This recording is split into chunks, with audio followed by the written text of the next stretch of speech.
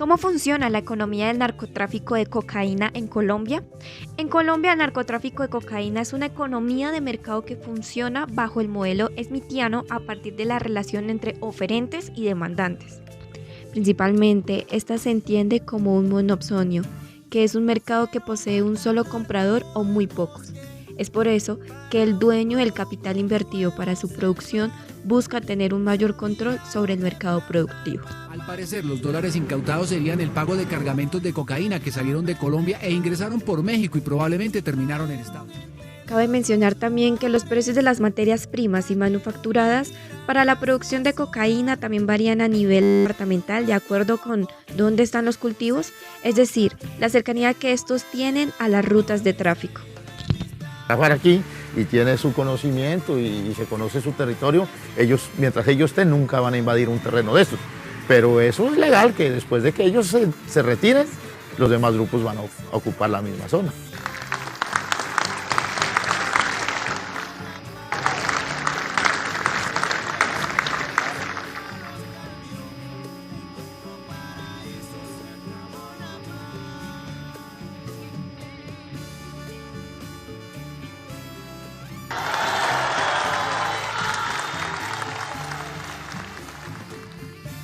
Con la salida de las FARC del mercado por los acuerdos de paz, se genera una diversificación frente a los vendedores y los compradores de hoja de coca y pasta base, permitiendo una muy pequeña ampliación del mercado, lo cual tuvo repercusiones en los precios de materia prima, tanto como la manufactura de la cocaína, como lo expresa la Organización de las Naciones Unidas en contra de la droga y el delito en su reporte del 2018. Que el narcotráfico tiene grandes implicaciones económicas a nivel nacional y territorial, pues su éxito está relacionado con la lucha antidrogas y el concepto de la ilegalidad en el que se mantiene. Lo anterior le permite operar mediante acciones como desplazamientos, extorsiones, controles territoriales y mercados que no poseen una sana competencia, haciendo de este un negocio muy rentable en sus fases de producción, distribución y comercialización. Es difícil uno pues llevar siempre como ese título de que somos guerrilleros o que somos narcotraficantes, viendo que somos el eslabón más bajo que hay en esta cadena. En los niveles locales, con la falta de competitividad agropecuaria en diferentes departamentos del país, los campesinos terminan por sembrar coca y amapola como una solución a la pobreza y las pérdidas que acarrea el mercado del agro colombiano para pequeños productores. Un ejemplo contundente de ello es la ruta del Naya en el Cauca, un sector que vive su día a día gracias a la producción de coca, desde la hoja hasta el cristal coca pura, en donde sus habitantes manifiestan no poder cambiar de producto por voluntad individual, sino que se trata de elecciones colectivas. Se habla entonces de toda una corriente productiva y distributiva que establece las dinámicas tanto sociales como económicas de esta población. En este caso, a nivel microeconómico, los supuestos de la escuela austríaca se ven contrariados. No se trata de la subjetividad y las decisiones individuales configurando las visiones colectivas e institucionales, sino que la colectividad moldea el modo de vida en torno a la producción de narcóticos ilegales en términos jurídicos, pero que se encuentran cabida en la validez del diario vivir, dejando en evidencia la dialéctica entre la decisión individual y el contexto. La ilegalidad de las drogas en Colombia ha acarreado diferentes problemáticas a nivel social y económico, donde se han evidenciado disputas tanto por el control de los territorios como de las rutas de tráfico, dejando en medio una encrucijada. Primero, un consumidor inconsciente de los procesos de apropiación social que entretejen dinámicas de vida forzadas en torno a la supervivencia diaria de las poblaciones, en su gran mayoría vulnerables. Y dos, un mercado institucionalizado que abandera intereses políticos, los cuales se dan no solo a nivel nacional, sino también en el marco internacional con la llamada lucha contra las drogas. El Plan Colombia es un proyecto internacional constituido entre los gobiernos de Colombia y Estados Unidos. Su objetivo principal es disminuir el tráfico de estupefacientes y resolver el actual conflicto armado que se vive en la nación suramericana. Se concebió en 1999 durante la administración del presidente colombiano Andrés Pastrana Arango y el estadounidense Bill Clinton. con los objetivos específicos de generar una revitalización social y económica, terminar el conflicto armado y crear una estrategia antinarcóticos.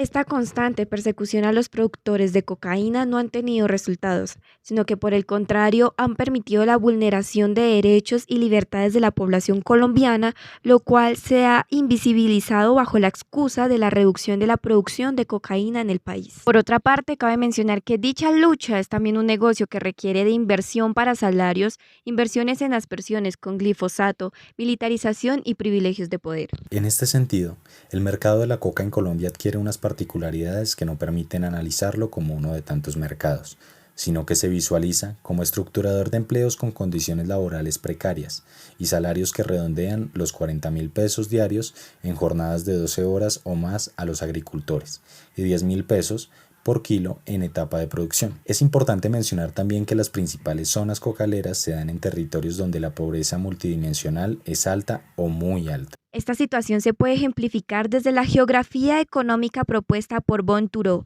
pues el Cauca posee un alto porcentaje de terrenos usados para el cultivo de hoja de coca dada la calidad de suelos y la disponibilidad de recursos para la producción de la misma. Lo necesario a resaltar aquí es que los mercados de distribución de la cocaína no se ubican en cercanía donde se producen, pues los consumidores se encuentran principalmente fuera de la zona de producción. Es allí donde la exportación juega un papel importantísimo, pues cabe mencionar que según la Organización de las Naciones Unidas contra la Droga y el Delito, Colombia produce el 70% de la cocaína del mundo, es decir que por cada 10 gramos, 7 son de origen colombiano. Ahora bien, cabe mencionar que la producción, que se había reducido en el periodo 2010-2014, no duró mucho, pues desde el 2015 hasta el 2018 la producción de cocaína se incrementó, a tal punto que sus exportaciones tuvieron el mismo impacto económico que las del petróleo para el mismo periodo de tiempo. Inclusive, Andrés Felipe Arias, exministro de Agricultura, afirmó que la bonanza exportadora de clorhidrato de cocaína que se dio en Colombia durante el cuatrienio 2015-2018 alcanzó a compensar entre el 65 y 105% del volumen de divisas e ingreso transable que perdió la economía tras el derrumbe ocurrido en 2014 en los precios mundiales del petróleo. El desplome del precio del petróleo también traerá beneficios, por ejemplo, algunas rebajas en los combustibles y el transporte, pero el gran golpe será para las finanzas públicas por un ingreso mucho menor. Cerca de un 30% de los ingresos del gobierno como un todo son petróleo. Vamos a sentir un hueco no solamente en las exportaciones, sino en las finanzas públicas. Ambos expertos creen que con este panorama el gobierno se verá obligado a mejorar sus finanzas. De acuerdo con lo anterior y según cifras de la UNODC, la exportación de cocaína representó para el 2018 en el Producto Interno Bruto 19 billones de pesos, es decir, el 2% de esto. Yo pensaba que yo estaba contribuyendo con hacer el mal. Yo pensé eso, yo dije, no, Dios mío, perdóname por cada cosa que vaya a hacer, pero yo sé que me estáis mirando, pero lo estoy haciendo por una necesidad. Se debe tener en cuenta que la precariedad de las condiciones en que viven las personas que se encuentran en la parte productiva de este estupefaciente y sus pésimas condiciones laborales, más la disputa de territorios y la apropiación de estos por medio del desplazamiento forzado que se ha dado a lo largo de la historia en el país y la importancia del control de las rutas de tráfico permiten que la producción de cocaína sea un negocio muy rentable a raíz de la falta de una regulación. Sumado al anterior, el papel del consumidor, pues el valor de la cocaína oscila entre 2.050.000 2.100.000 el kilo. Este se configura desde los consumidores gracias a la equimarginalidad y también con relación a la escasez del producto. De modo que los usuarios en términos de satisfacción eligen en torno a las adicciones primando sobre todos los otros productos, siendo así una cuestión que traspasa un problema de salud pública sin atención propicia hacia la consolidación de un mercado que no se queda sin consumidor. La situación en Colombia se complica. Hoy fue confirmada la renuncia del embajador de ese país en Cuba, Ricardo Santamaría. Progresivamente, Ernesto Samper pierde el apoyo de sus aliados en el gobierno. Aymara Yacine está en Bogotá, Colombia, y desde allí nos comenta la crisis que enfrenta el país después de la presentación de nuevas pruebas que comprometen al primer mandatario en el narcofinanciamiento electoral. Este mercado tiene una conexión directa con la política nacional, pues quienes tienen nexos con este mercado no están dispuestos a que éste se regule o se inscriba en la legalidad, pues ello implicaría grandes reducciones en las ganancias alrededor de la producción, distribución y comercialización de la misma. De esta suerte, políticos han mezclado sus intereses con los de los narcotraficantes para garantizar la prosperidad del negocio, o en su defecto, los narcotraficantes se han vinculado al poder político para mantener su éxito.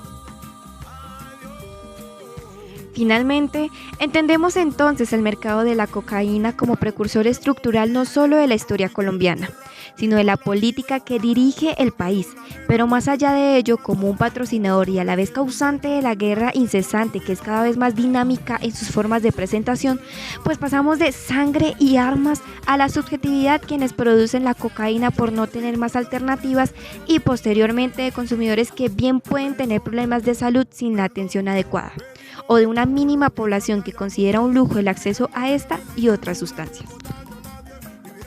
Sea cual fuere la perspectiva del consumidor, de lo que tenemos certeza es que en cabeza de estas redes existe una acumulación de capital inmensa y que por ello no es curioso ver casos como: en marzo de 1984, la Policía Antinarcóticos, al mando de los entonces tenientes coroneles Jaime Ramírez y Luis Ernesto Gilibert, le dio el más duro golpe de la historia a los carteles de la droga. Camuflado en los llanos del Yarí, en el Caquetá, fue encontrado el complejo Tranquilandia, una gigantesca instalación de más de 500 hectáreas en las que funcionaban 14 narcolaboratorios. Había allí 15 toneladas de droga listas para salir a Estados Unidos y más de 11.000 canecas de insumos químicos. Además, en Tranquilandia funcionaban 7 pistas de aterrizaje y fueron encontradas 7 aeronaves, 6 avionetas y un helicóptero. General, ¿a quién pertenecían estos laboratorios, estas pistas? Hay una cadena de narcotraficantes que el país conoce, como son los Ochoa, los Escobar, los Rodríguez, etc. El helicóptero incautado en el operativo, este Hughes 500, identificado con la matrícula HK2704, pertenecía, según los registros aeronáuticos, a Amortegui y compañía, empresa del hacendado antioqueño Alberto Uribe Sierra, padre del hoy candidato presidencial Álvaro Uribe Vélez y asesinado por las FARC meses antes del operativo de Tranquilandia.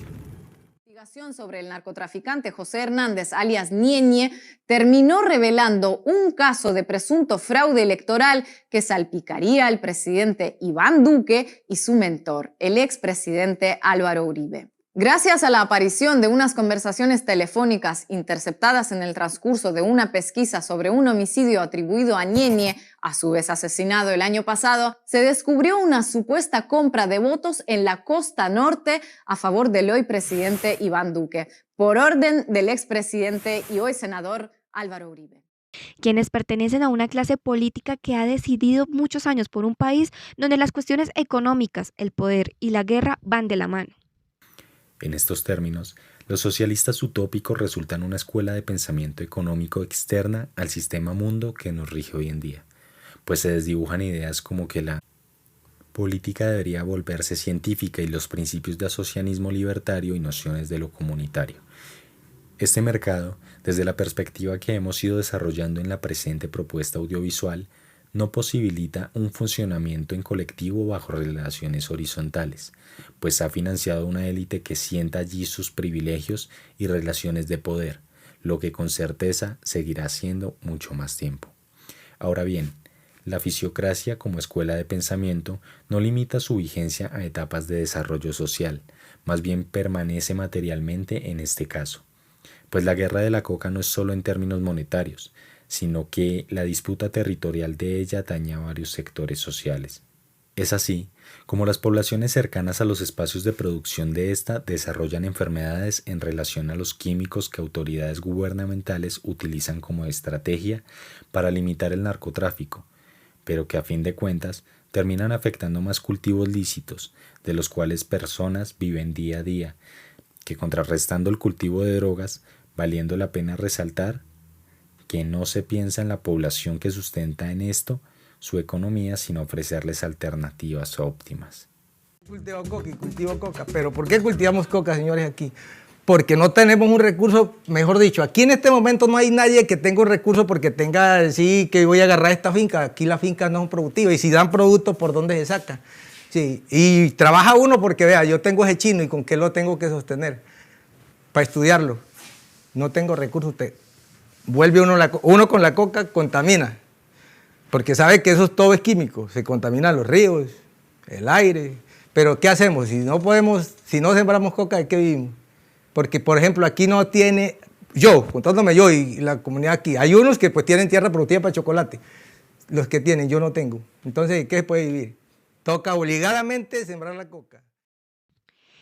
Como muchos de los mercados que en la actualidad conocemos y que se rigen bajo el modelo neoliberal o marginalista, que tienen relación con los modelos tradicionales como el stimitiano, en los que el Estado no posee ningún tipo de intervención, terminan por verse privilegiados a raíz de las desigualdades que se crean alrededor del desequilibrio en el funcionamiento del mismo, como el no control de la competencia y ello potencializado por la condición de ilegalidad de la cocaína que propicia mayores defectos en el funcionamiento del libre mercado.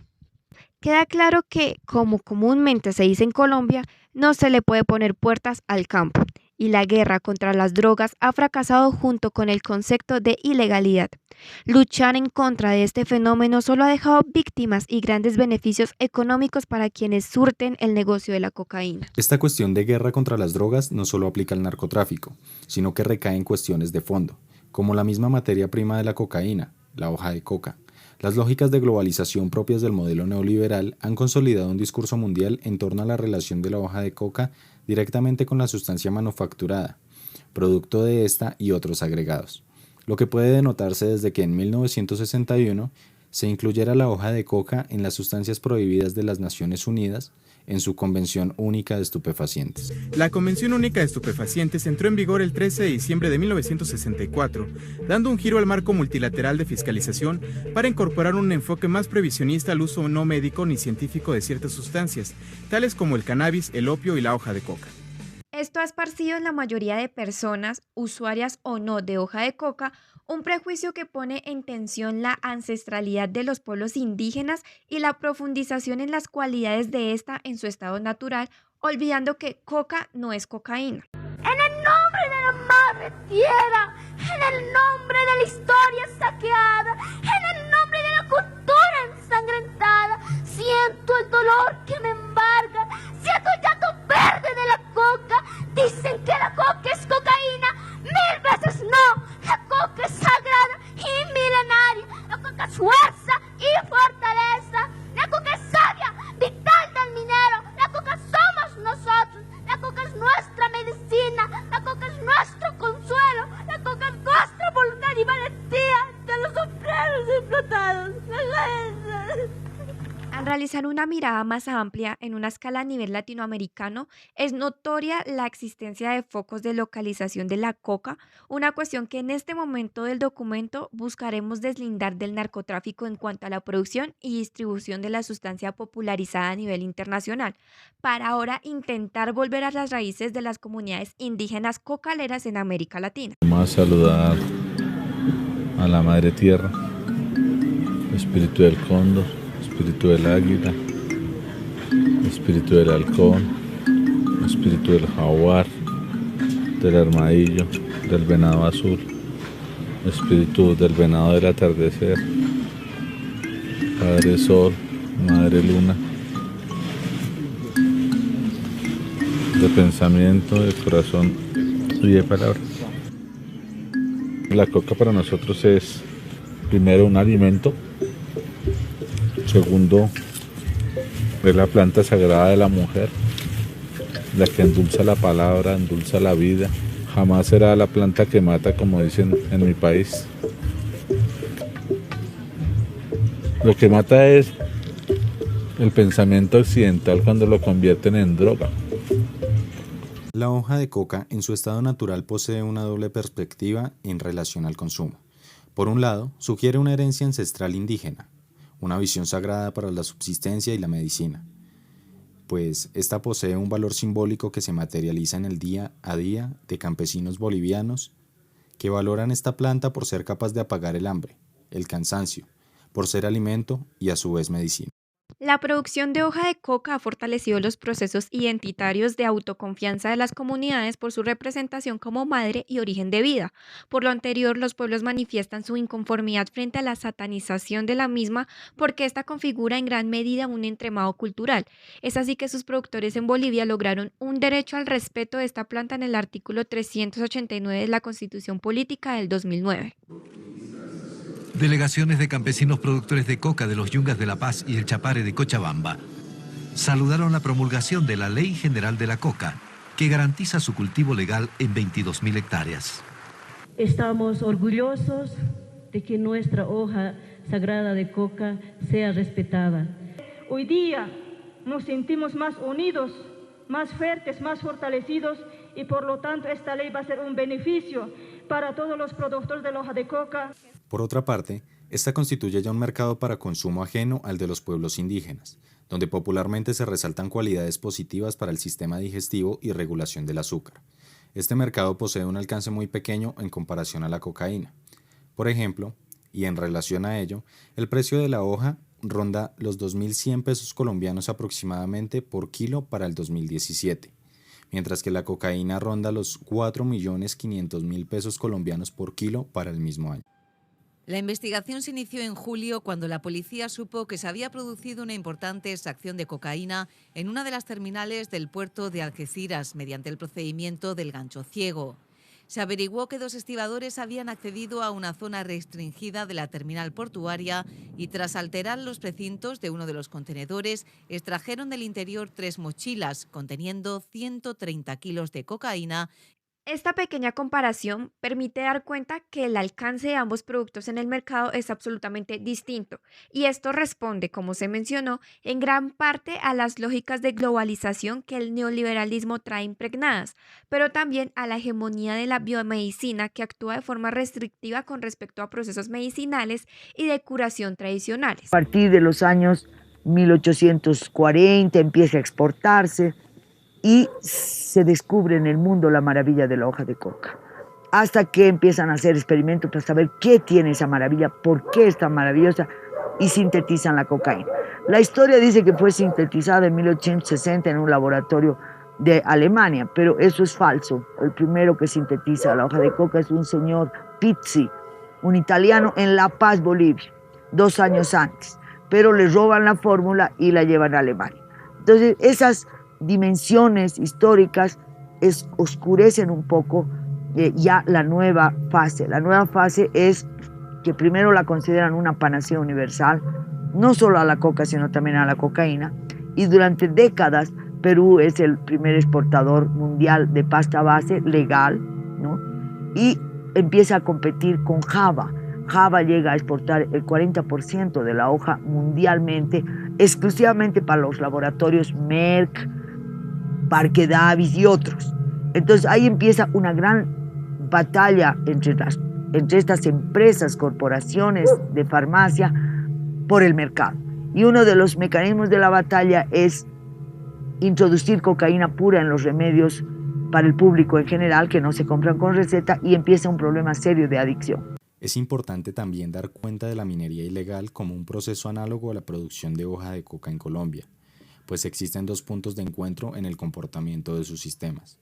En primer lugar, los dos configuran las principales fuentes de financiamiento de estructuras ilegales en el marco nacional, sin obviar que estas 2 actividades se presentan generalmente en las mismas regiones, que como ya se había mencionado, estas actividades ilegales tienen relación con el carácter fronterizo y marítimo de las regiones, donde la conexión de ríos y mares posibilita el desarrollo de estas actividades ilegales y su conexión con los circuitos internacionales.